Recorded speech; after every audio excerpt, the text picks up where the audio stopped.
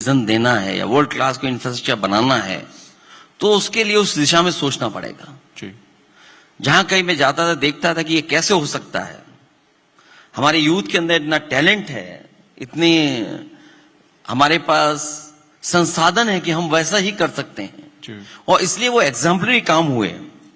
और सच्चाई तो ये कि डेवलपिंग कंट्री के पास या हम जैसे उत्तर प्रदेश के स्टेट के पास कदम कदम पर समस्याएं हैं और भले ये नेगेटिव बात हो जो मैं कह रहा हूं कि कदम कदम पे हमारे यहां समस्याएं हैं, लेकिन स्टार्टअप के लिए यही सबसे बड़ी पॉजिटिव बात है। क्या बात?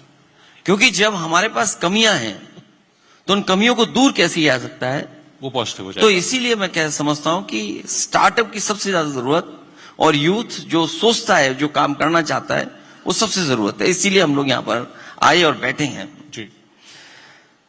समस्याएं जितनी ज्यादा होंगी उतने ही समाधान हमें ढूंढने होंगे। Every problem is an opportunity. ठीक बात सर।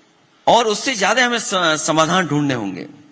तो ये हमारे लिए पॉजिटिविटी है कि हम समस्या का समाधान ढूंढ रहे हैं। हर समस्या तो हर समस्या ड्राइव करती चीजें। क्या बात है सर। और मेरा मानना है कि यूथ को हर मुश्किल को एक मौका समझना चाहिए, हर प्रॉब्लम को, और स्टार्टअप बनने के लिए आगे बढ़ना चाहिए। क्योंकि अगर हमारे पास समस्या है तो उसका समाधान भी हमें ही ढूंढना है। हमें ढूंढना पड़ेगा। ठीक बात है, कोई दूसरा नहीं आएगा। और हर सॉल्यूशन दरअसल एक स्टार्टअप है। Very true. Every solution is a startup. क्योंकि एक सॉल्यूशन अगर है वो तो स्टार्टअप है। और हम समस्याओं से घिरे लोग हैं। हमारे यहाँ अनेक समस्याएं हैं। तो जितनी समस्या उतने स्टार्टअप के उतने ही सॉल्यूशन है हमारे पास, उतने ही स्टार्टअप है। तो इसलिए हर सॉल्यूशन एक स्टार्टअप बनता है। तो हर सॉल्यूशन एक स्टार्टअप और हर स्टार्टअप एक सॉल्यूशन है। क्या हम समस्याएं हमारे पास बहुत हैं और जब हम देखते हैं कि हमारा डाइवर्स कंट्री है तो हमारे पास और ज्यादा हमारे पास स्टार्टअप होने चाहिए। ज्यादा समस्याएं हैं तो ज्यादा सॉल्यूशंस भी चाहिए, तो इसलिए ज्यादा स्टार्टअप्स भी चाहिए। मैं यहां पे किरण जी को लाना चाहूंगा। किरण जी, जब आपके साथ आपको पढ़ने का मौका मिला, पशु बातों पे आऊंगा, लेकिन यहां पे मैं एक चीज लाना चाहता हूं।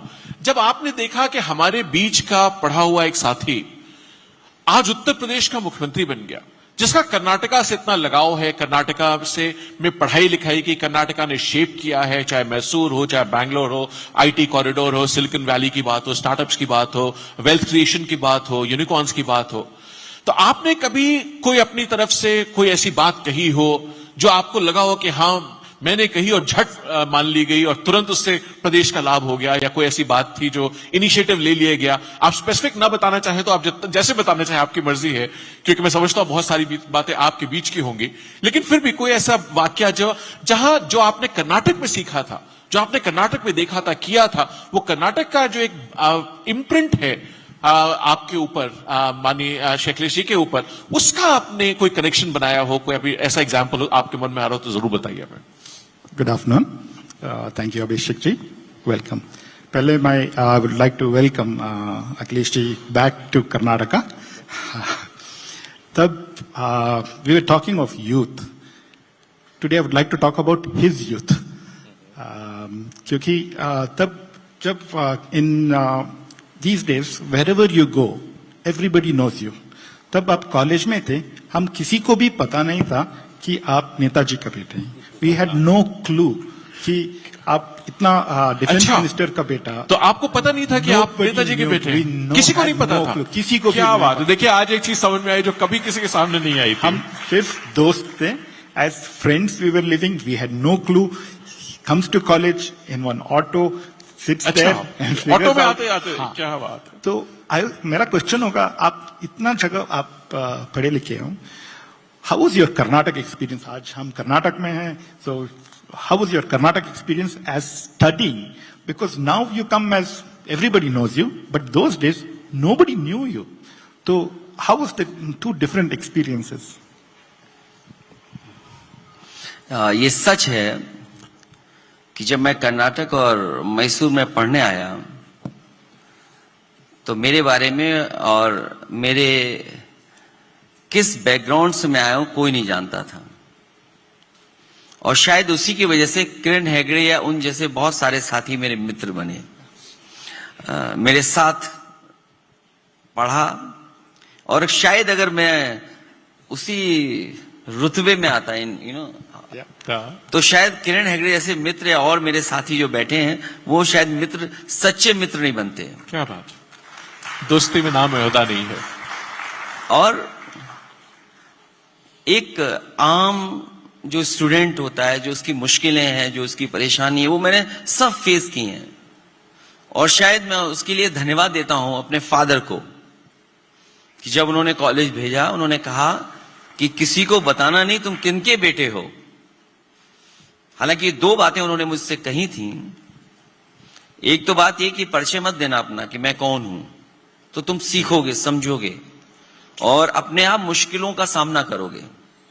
और उसका परिणाम ये हुआ कि मैसूर जगह पर आकर के, जहां बिल्कुल नॉर्थ से खाना अलग है, पहनावा अलग है, बोलचाल अलग है, उठना बैठना अलग है, भाषा अलग है, उसके बाद भी मैं ऐसे साथियों से मिला और मैं मुश्किलों का सामना करते हुए इंजीनियरिंग पास की। मैंने पढ़ाई का अनुभव, जो कुछ मैंने सीखा है वो मैसूर से सीखा है, इंजीनियरिंग कॉलेज से सीखा। शायद अगर इंजीनियरिंग कॉलेज में ना पढ़ा होता तो मैं शायद स्टार्टअप भी नहीं समझ पाता। कर्नाटका ने बहुत कुछ दिया, मुझे ही बनाया इनफैक्ट। क्या बात कि जो आज भी अगर मैं लिखता हूं, जब मैं अपना नॉमिनेशन के पेपर्स भरता हूं तो कहां से डिग्री हासिल की है वो मुझे लिखना पड़ता है, तो मुझे वही कर्नाटक फिर याद आता है कि हाँ ये मेरे नॉमिनेशन पेपर्स में है। दूसरी बात जो मेरे फादर ने कहा था वो किसी कारण में नहीं कर पाया। उन्होंने कहा था कि भाषा जरूर सीखना, कन्नड़ जरूर सीख करके आना, तो वो शायद मैं नहीं कर पाया। तो क्या आपको कभी कभी लगता है कि अगर सीख लिया होता तो और अच्छा रहता? अगर मैं यहां पर भी अगर मैं कन्नड़ सीख लिया होता तो उसका मुझे पर्सनल लाभ तो मिलता ही मिलता, लेकिन प्रोफेशनली भी मुझे बड़ा लाभ मिलता। वही मेरा मतलब था कि यहां भी एक भाषा, लोकल भाषा में भी अपना वो हो जाता। बिल्कुल। एक चीज मैं आपसे यहां पूछना चाहूंगा, जब आप पढ़ने आए कर्नाटका, उस समय उत्तर प्रदेश से बहुत बच्चे पढ़ने आते थे। हम सब ने नाम सुन करके, हम भी स्कूल में थे उस जमाने में बड़े हुए, उन कॉलेजेस के, इंस्टीट्यूशंस के लोग इज्जत से नाम लेते थे। आज उत्तर प्रदेश में लगभग 400-500 कॉलेजेस होंगे इंजीनियरिंग के। तो शायद आज बच्चे तो उतने पढ़ने यहां कर्नाटका नहीं आ रहे हैं, वहां कर ले रहे हैं, लेकिन आज भी वो बच्चे नौकरी करने के लिए कर्नाटका आ रहे हैं। जॉब्स और प्रोफेशनली यहां बहुत बड़ी संख्या में बच्चे हैं जी। और मुझे याद आ रहा है कि जब मैं सरकार बनाने जा रहा था तो बहुत सारे बच्चे मुझे मिले थे जो बेंगलोर में, चेन्नई में, हैदराबाद में जॉब्स कर रहे थे। और उनकी यही कोशिश होती थी, वो कहते थे मुझसे कि बेंगलोर में अगर ऐसा है तो आपके लखनऊ में क्यों नहीं है। तो जैसा कि अभी जो हमारे साथ आलोक रंजन जी रहे, उन्होंने बताया कि एचसीएल सबसे पहले इन्वेस्टमेंट करने अगर कोई आया था तो वो शिवनाडे जी आए थे। और उसका परिणाम ये हुआ, जब पहले बैच को मैंने ज्वाइनिंग कराया और जो पहला बैच ज्वाइन हुआ वहां पर एचसीएल में, तो बड़ी संख्या में बच्चे चेन्नई के थे, बड़ी संख्या में बच्चे बेंगलोर के थे और हैदराबाद के भी बच्चे थे। लेकिन अभी वो इकोसिस्टम, वो माहौल, वो इंफ्रास्ट्रक्चर यूपी में नहीं बना है जो आज बेंगलोर में है या अन्य सिटीज में है। हमारी कोशिश होगी कि जब कभी हम लोगों को मौका मिले तो जो विजन इंडिया को लेकर के हम लोग चले हैं, वैसा ही इंफ्रास्ट्रक्चर वहां बने कि वहां के बच्चों को वहां भी जॉब मिले।